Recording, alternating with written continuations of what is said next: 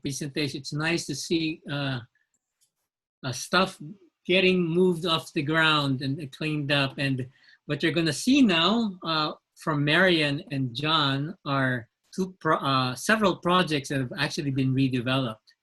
And Marian probably has a project, is probably one of the quickest to get to redevelopment that I know of. So Marian.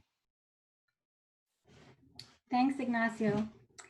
I think someone said in the beginning of the workshop that the DOH and EPA have worked on both small and large sites, brownfield sites in Hawaii. And this is certainly representative of one of the smaller sites. It's only 9,600 square feet, so it's the smallest site certainly that EAH has developed. And I'll walk you through our experience with that project and our experience with the EPA Brownfields Grant Program as well. Next slide. All right, just a little bit about EAH. We're a nonprofit housing development and management company. We were founded in 1968 in Marin County by a group of community activists who were concerned about fair housing and affordable housing issues back then. As you know, we have a long way to go still, although some progress has been made. Since 1968, we've grown throughout California as well as Hawaii. We now have developed over 8,400 units of housing and manage over 11,000 units of housing because we also fee manage, in addition to managing everything that we built. Next slide. EAH came to Hawaii in 1996 as a result of 2 properties on Oahu that were at risk of converting to market rate, about 500 units back then. So with the help of a HUD grant, we acquired both properties and have since expanded our portfolio to include new construction as well as continuing our preservation activities and fee management activities. Next. All right, so the project that we're calling Nohona Hale was initiated out of an RFP process by the HCDA, which owned, I think this was the last, one of the last parcels that it owned in the Kaka'ako Makai area. So in 2014, it issued its RFP promoting the redevelopment of the site. It was at the time a parking lot that served an adjacent restaurant, as well as, you can see in the back there, in the corner, a tenant garden area for a senior housing property just down the street. And on this particular parcel, the HCDA projected a lot of lofty and laudable goals, including affordable rental housing featuring a micro-unit typology. We wanted to promote building practices, smart growth, multimodal principles, everything that you can think of was a goal in this RFP. We went through the process, teamed up with a group called Bronx Pro Group out of New York. And in 2015, we were awarded the project. Next slide. This is just shot on the surface parking lot. Again, 9,600 square feet, plus a sidewalk campus. Next slide.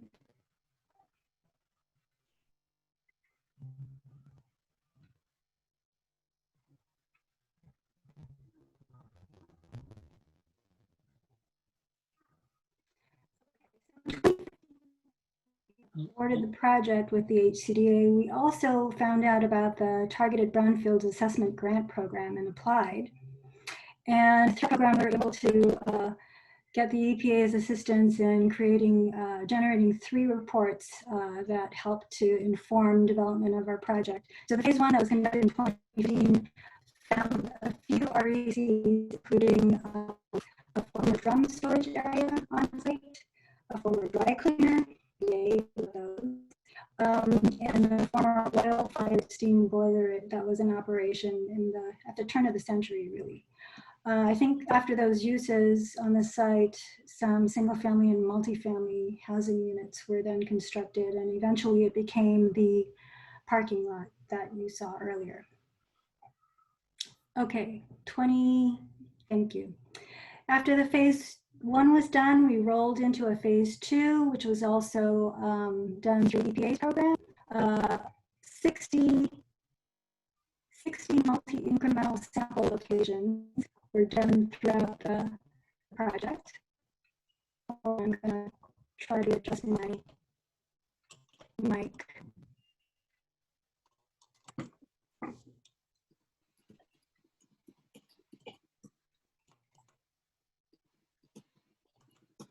I'm hoping this is a little bit better.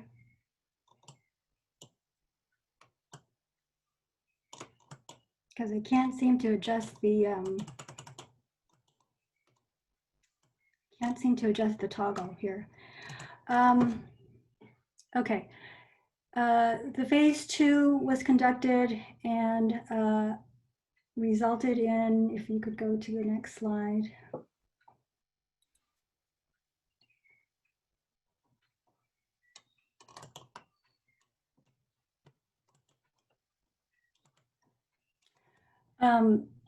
It identified lead and TPHD as two recognized environmental concerns, which we would have to address during construction. After the phase 2 was done, the EPA also provided us with an analysis of brownfields cleanup alternatives, basically an outline of the choices that we had, which included no action, which wasn't an option for us, capping and institutional controls, and then the soil and excavation.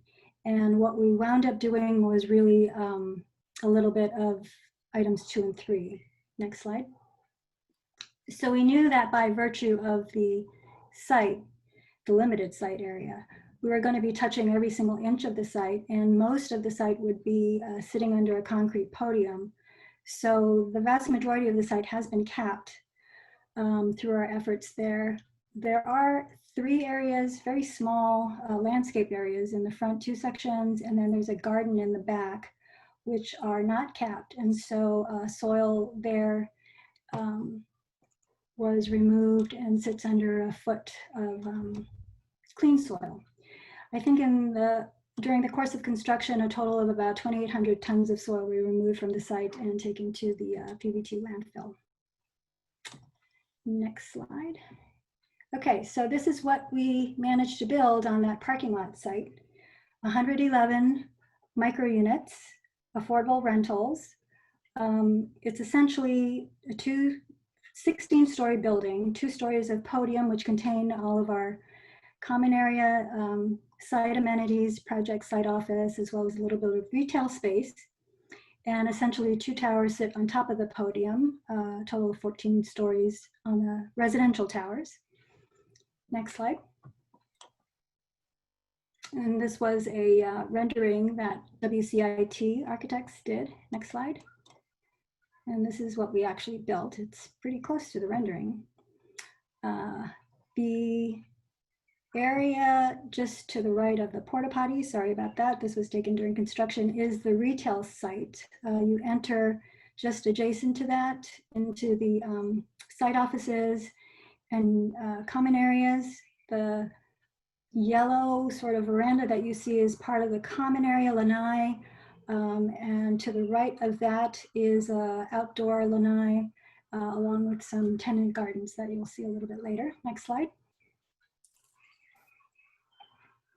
And this is just a typical floor plan that repeats throughout the 14 stories. And just a list of some of our amenities that we were able to include in the project. So one of the things that the HCD sought to discourage was parking. So there are only 3 parking stalls that serve the project. It's essentially staff parking. However, we've included bicycle, moped storage. Each of the units themselves include sliding glass doors, floor to ceiling, LVT flooring, energy efficient windows and appliances, and we're shooting for LEED Gold. In addition to the tenant gardens that you see there on the lanai, there's also on-site laundry and a community lounge area, as well as cafe seating, which unfortunately we opened in February, and we haven't been able to open the common area spaces because of COVID, but we're looking forward to doing that. Next slide. This is the back garden area. So I mentioned this is an affordable rental project. So all of the units serve households at or below 60% of the area median income. 11 of those units serve folks even lower than that, 30%. So the rents range from about $559 to $999 for a 285 square foot unit. And each unit has its own private lanai.